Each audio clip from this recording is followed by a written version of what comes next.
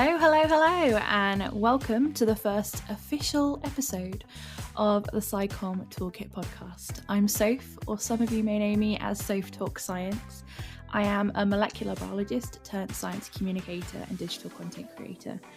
And I cannot believe that I am finally launching this little passion project of mine.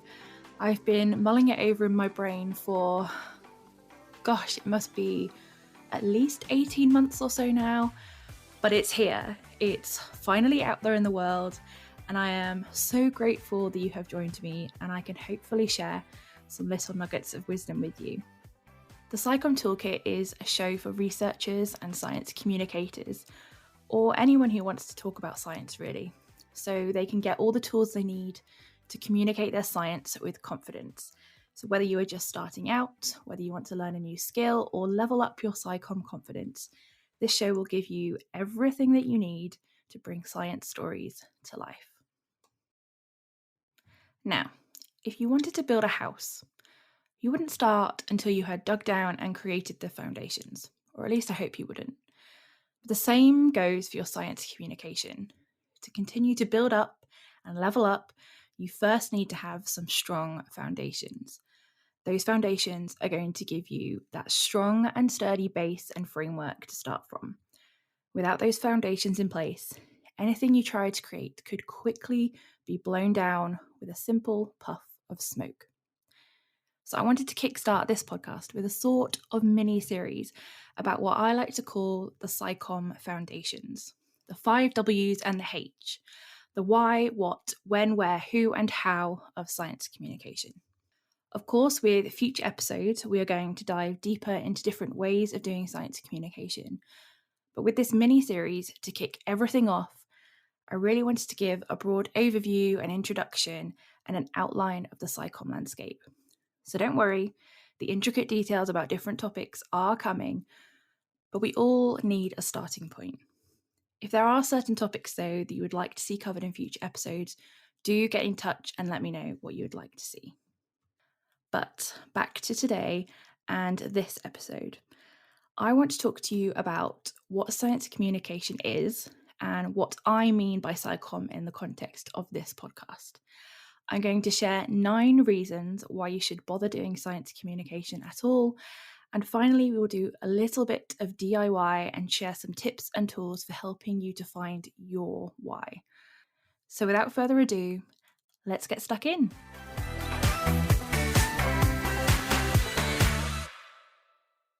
What is science communication? Also known as SciComm, it is the practice of educating, informing, sharing, and raising awareness of science-related topics with an audience. Usually, science communication includes not just science, but the other STEM disciplines of technology, engineering, and maths too. And the people who share this sense of wonder and curiosity about scientific discoveries and arguments are called science communicators. But things can get a little confusing because when I say science communication, it can mean a variety of different things depending on who you ask. You might have heard of the terms public engagement or science outreach or patient involvement, and there is science education too. The definitions of each and the differences between them can be a little hazy at times. Some talk about two-way conversations compared to one-way, some are defined by different audiences, and so on and so on. But I don't want to overcomplicate things. For the purpose of this podcast, when I say science communication, I mean all of those areas. Not only because it will streamline everything and we can chat to even more incredible experts, but also because they are all intertwined and we can debate those differences another time. In a recent job interview, I was asked whether I was sure I wanted to do SciComm and not go into a public engagement role instead. But the point of my answer to that question, though, was that they both need each other to be successful.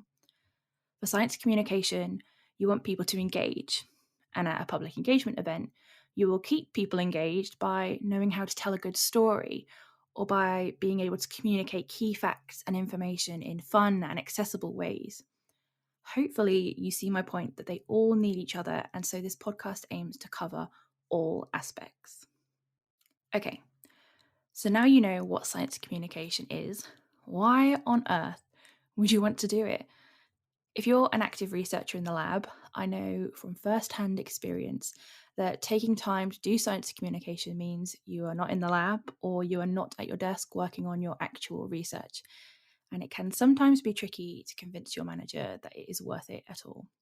You might be wondering why on earth we need science communicators like me and so many others who aren't practicing researchers themselves.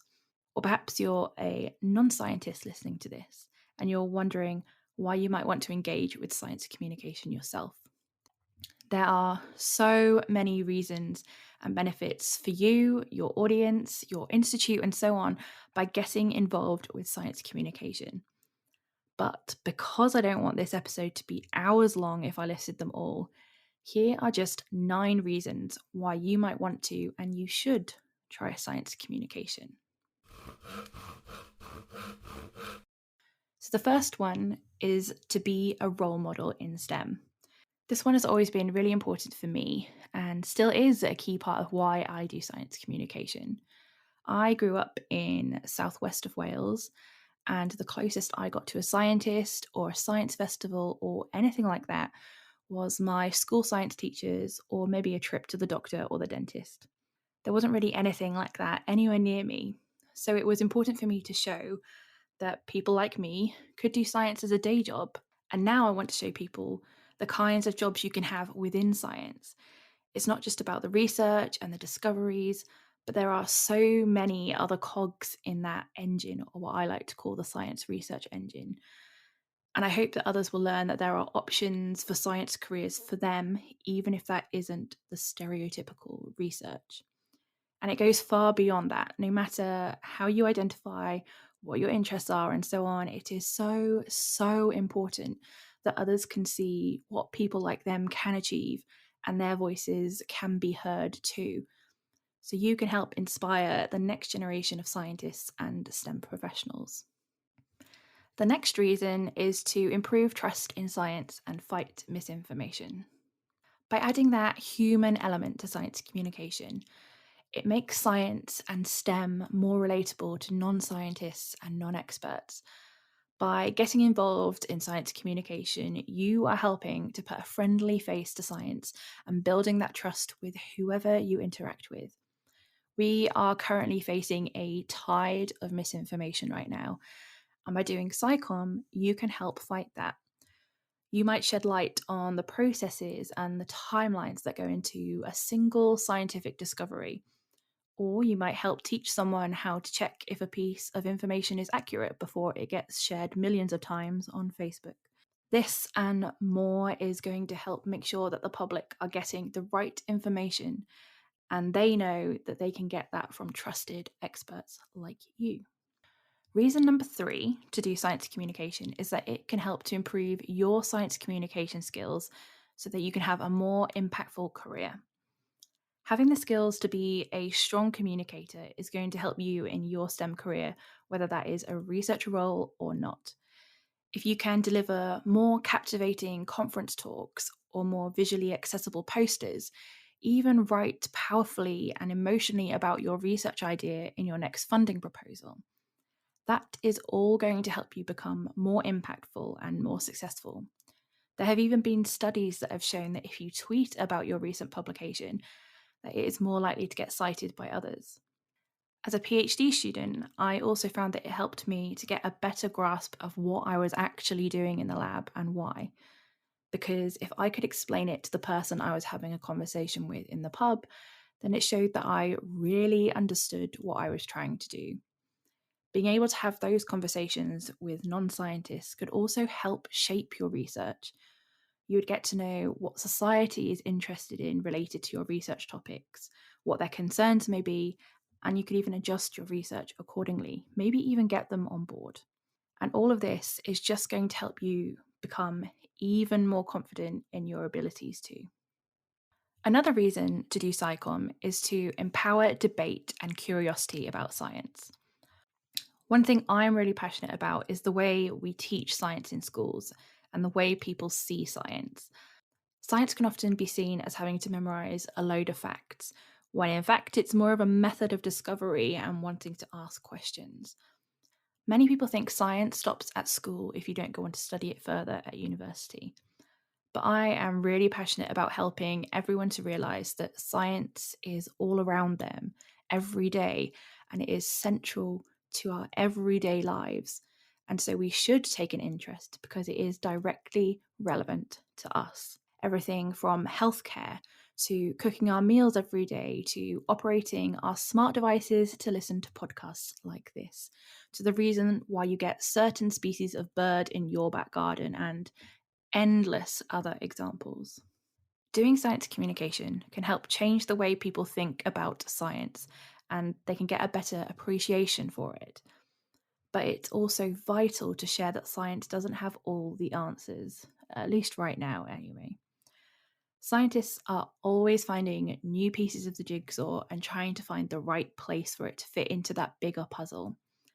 Sometimes there is no right or wrong answer to a problem, so encouraging and creating safe spaces for people to share and debate those thoughts is crucial. Next on the list is all about money and funding. I mentioned earlier that having communication skills is going to help you pitch your case to get funding for your next research project. But most research is publicly funded.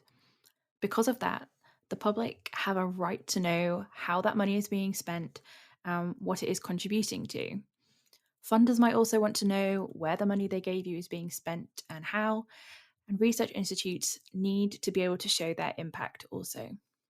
The amount of money that different research areas can get can also be influenced by public interest in a topic. So, by doing science communication about the technology you are developing to clean up our oceans, for example, that could generate a lot of public interest, and the field could then be given a bigger slice of the pie to further advance what you are all doing. Reason number 6 is that you can explore other STEM career alternatives. This was another reason that was actually really important for me. I didn't even know that science communication was a career option a handful of years ago, and academia and research isn't for everyone. Science communication allowed me to experiment with what I wanted in a science career that wasn't in a lab. It helped me to gain that crucial experience and skills that I needed to get those jobs once my PhD was done. And it can do the same for you too. Yet another reason why you might want to do science communication is to share your impact and create societal change. A prime example of this is within science policy. The research you do in the lab can be used as evidence for the government, at least here in the UK, and I imagine in many other countries too. The evidence you could present to Parliament is going to allow those with such power to make recommendations or changes to many things in our lives, or maybe even influence changes in the law, like how a particular drug could be used to treat a new disease that doesn't have a treatment at the moment, or the development of electric car engines that are more efficient and more environmentally friendly. By doing science communication, no matter what your field of research, you're going to be able to show what impact you are having and what changes you can make to society. My penultimate reason is that you can expand your network. Doing science communication of any kind means that you get to meet many other people. This could be other scientists who might end up offering you a job, or you might work together on a new collaboration. You can meet other science communicators and learn more tips and tricks from them, and there are others who can put you up for a range of different opportunities. You get to meet with other non scientist audiences, and you can build relationships with them that could help you to kickstart another SciComm project or so much more. The network you can create from doing science communication can help you with so many different things, from jobs to moral support and beyond.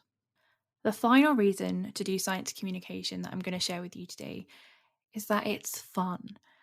Getting to talk to new people about what you are doing, getting to learn new skills to share your science in fun and creative ways, the places you get to go, the opportunities you can create. Yes, it costs time and money, but the rewards and benefits for me are incomparable. There are so many more reasons I could share, and everyone is going to have a different reason. But there is always a benefit to getting involved with science communication, no matter who you are. The crucial thing is that you know why you want to do science communication.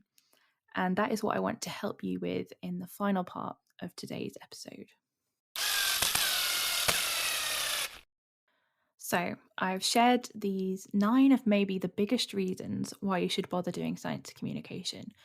But right now, none of them are really going to be that personal or motivating to you, even the one you are most relating to right now. It is your job to work out which of these motivations or many of the hundreds of others is most important to you and your situation. But crucially, why? And that is something I want to help you to do in this first DIY section of the pod. For me, one of the most important tools you can have in your SciComm toolkit is your why. It can, of course, change and evolve through time. Mine definitely has. But really hammering down on exactly why you want to do science communication is what is going to keep you motivated and keep you growing further. One of the most common reasons I would say that people want to do science communication is to tell the public more about their area of research, why it's important, and why it's so cool.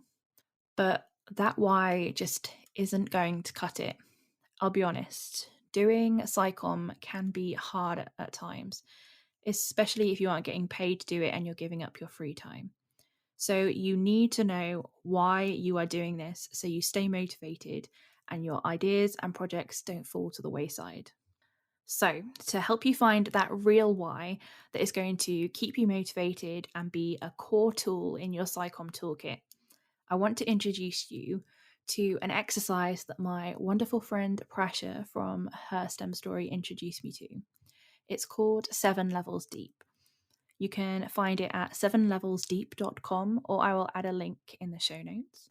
This exercise will ask you what it is you want to do, and you might type in, I want to communicate my research. Click enter, and it will ask you why that is important to you. Share your answer to that question, click enter, and it will ask you why that is important to you. You can probably see where this is going now. By doing this exercise and really understanding your why for doing science communication or anything else in life you might want to use it for, that is what is going to keep you motivated and, most importantly, inspire you to take action. I, for one, am very guilty of having an idea and just sitting on it for years. This podcast is one example of that. But sitting on that idea isn't helping me to improve my audio editing skills or help me to add some new tricks to my CV or improve my interviewing skills and my SciComm as a whole. Making that really personal connection to science communication is what is going to keep you coming back and improving and growing. So once you have done that exercise, I want you to get yourself a piece of paper or a post-it note or grab your journal. I want you to write out your why for doing science communication on it and put it somewhere you will see it every day. Stick it on your bathroom mirror or your desk at work. Write it at the top of your journal every day or every week. Hell, even turn it into the wallpaper for your phone. Put it somewhere so it can be a constant reminder to you of why you are doing science communication for when things can get a little challenging. It is also super important to review this fairly frequently. And even if you're not a SciComm newbie, get involved with this activity too. It is always good to come back to these SciComm foundations of yours that I'm going to help you build in this podcast. Reflect on them and tweak them as you need. And of course, make sure to visit them for each new project you start as well, because the why will probably be different. So go do some DIY right now. Finish listening to this episode, find your why, and stick it up somewhere you'll see it often. I also challenge you to share your why in an Instagram post or a blog post. Let your audience know your story, your background, and why you do what you do. And feel free to share it with me, tag me in it. I would love to hear from you as well. And that is that. We have reached the end of the very first episode of the SciComm Toolkit. Today, we have covered the first of our SciComm foundations. We know what science communication is, We know some of the reasons why you should even bother doing science communication. And now you have, or very soon you will have, the first tool in your SciComm toolkit, and that is your why. Thank you so much for listening. You can find the show notes and, of course, the links to your resources for this episode on my website. That is sophtalkscience.com/SciComm Toolkit. If you enjoyed this episode, then I would love to hear from you. Send me a DM on Instagram. I'm at soph.talks.science. I would love it if you wanted to take a few minutes to leave me a review wherever you get your podcasts, or if you want to continue to grow your SciComm confidence and expand your SciComm toolkit, then subscribe to the pod so you never miss an episode. In the next few episodes, we will continue to build our SciComm Foundations as part of this mini-series within Season 1. But until then, I hope you have a wonderful day, whatever your plans, and enjoy exploring your why for doing science communication. Bye.